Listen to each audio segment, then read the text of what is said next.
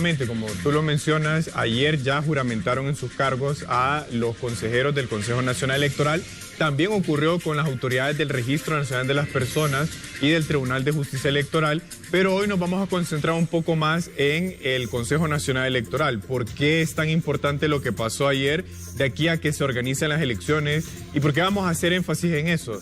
Bueno, porque el Consejo Nacional Electoral, como árbitro de las elecciones, tiene que mantenerse al margen de las disputas políticas. Por eso aquí ponemos una barrera. Ahora, para quizás que los televidentes y todos estemos en la misma página, vamos a explicar un poco primero qué es el CNE, qué es según la ley. Bueno, el Consejo Nacional Electoral es la institución que se encarga de organizar cualquier elección primaria. Obviamente las primarias son de los partidos, pero el CNE apoya en la organización las elecciones generales, plebiscitos, referéndum, cualquier cosa que implique que vayamos a votar. Eso lo organiza el Consejo Nacional Electoral. Ahora, esa quizás es una de las partes más importantes de la presentación, porque aquí vamos a explicar la evolución histórica. Uno, para entender el hoy, tiene que ver la historia. Hoy es el resultado de lo que ha ocurrido en la historia. Entonces, para que los televidentes puedan saber ¿de dónde viene el CNE? Bueno, todo parte de 1981. Recordemos que la Constitución de Honduras se aprobó en 1982. Bueno, en 1981 existió una institución que se llamó Tribunal Nacional de Elecciones. Y ustedes saben que existe un Registro Nacional de las Personas. Bueno, en esa época, ese Registro Nacional de las Personas era parte del Tribunal Nacional de Elecciones. O sea que todo se concentraba en una sola institución. Eso cambia en 2004. En 2004 se crea lo que antes conocíamos como Tribunal Supremo Electoral, que si recuerdan hasta hace unos años existía todavía. Pero en 2004 se separó el Tribunal Electoral del registro de las personas, o sea que uno organizaba las elecciones y otro se encargaba de todo lo que tenía que ver con el registro civil, tarjeta de identidad, actas de nacimiento, etc. En 2017 se crea la Unidad de Política Limpia, o sea que antes todo lo que tenía que ver con campañas políticas igual lo miraba el Tribunal Supremo Electoral. Pero en 2017 se crea la Unidad de Política Limpia y se separa. Entonces ya vemos que se va fragmentando la institución. Y en 2019 se crea el CNE, el Consejo Nacional Electoral, y el Tribunal de Justicia Electoral. O sea que el CNE se encarga de organizar las elecciones y el Tribunal de Justicia Electoral de resolver reclamos, impugnaciones. ¿Por qué es importante esta evolución histórica, César y Carolina? Porque sabían ustedes, bueno, ayer lo juramentó el presidente del Congreso. Eso implica que el Congreso los eligió consejeros. Pero en 1981, cuando existió el Tribunal Nacional de Elecciones, cada partido político legalmente podía nombrar directamente su representante en ese tribunal. Entonces, por eso es que históricamente los partidos políticos tienen esta idea de que el consejero es su representante o el magistrado es su representante, porque en 1981 así pasaba. Cuando existió el Tribunal Nacional de Elecciones, el partido directamente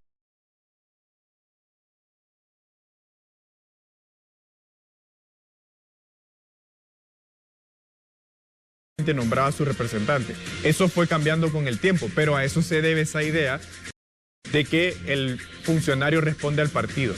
Bueno, para irnos un poquito más a la historia reciente, 2017 fue como un parteaguas, ahí es donde cambió la cosa, porque si recordamos, 2017 se reelige Juan Orlando Hernández en la presidencia y en ese año la OEA, que manda expertos siempre a ver cómo son las elecciones en Honduras, dijo que fueron tan irregulares las elecciones que se puso en duda el comportamiento de los magistrados del Tribunal Supremo Electoral en ese entonces y que de ahí, de esa irregularidad, es que surgió la idea de cambiar al Tribunal Supremo Electoral.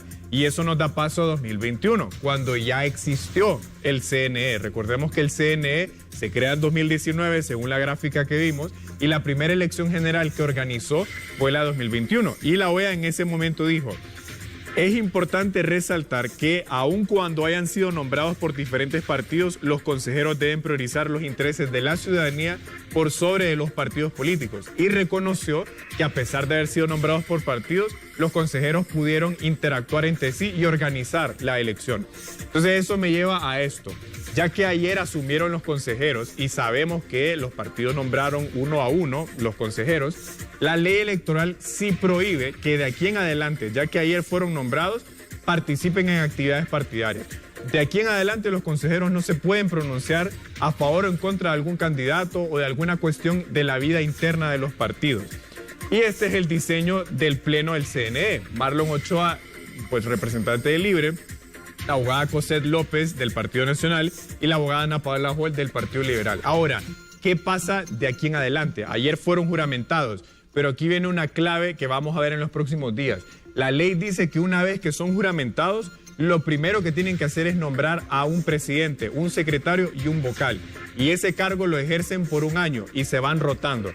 Entonces, de la persona que sea nombrada presidente o presidenta, de aquí septiembre de 2024, septiembre de 2025, va a organizar las elecciones primarias. Va a ser la persona que encabeza el CNE para las elecciones primarias. Y luego, de septiembre de 2025 a septiembre de 2026, la persona que presida el CNE va a encabezar la institución para las elecciones generales. Entonces aquí, don Eduardo, Ceci y Carolina, lo importante es, ok, van a tener que elegir un presidente, pero esa persona va a tener que comportarse en atención a la independencia que tiene que tener el CNE y no aprovechar el cargo para ayudar a un partido en los pronunciamientos que pueda hacer. ¿Por qué? Bueno, porque los partidos políticos compiten, es lo que estamos viendo ahora, andan en campaña. Luego, las mesas, la mesa electoral donde vamos a votar, cuenta el voto. Pero la palabra que pesa al final es la del Consejo Nacional Electoral. El CNE es quien va a declarar ganadores.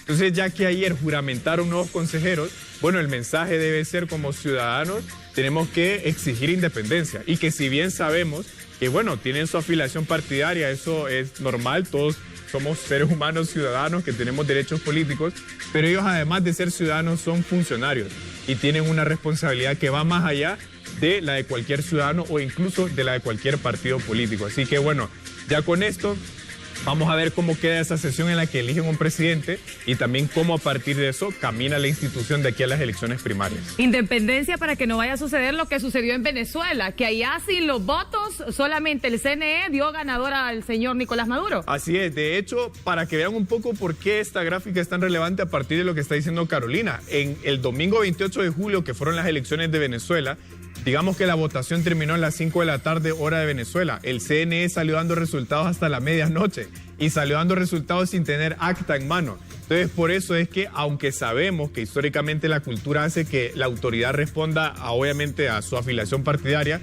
pero es tan conflictivo. Bueno, ayer lo que pasó en el estadio, en un partido de fútbol, hubo enfrentamientos políticos. Bueno, los consejeros tienen que estar al margen de eso, tienen que alejarse porque tienen una responsabilidad superior. Será un gran reto, sobre todo para Marlon Ochoa, porque él ha sido un militante activo, súper activo en las redes sociales.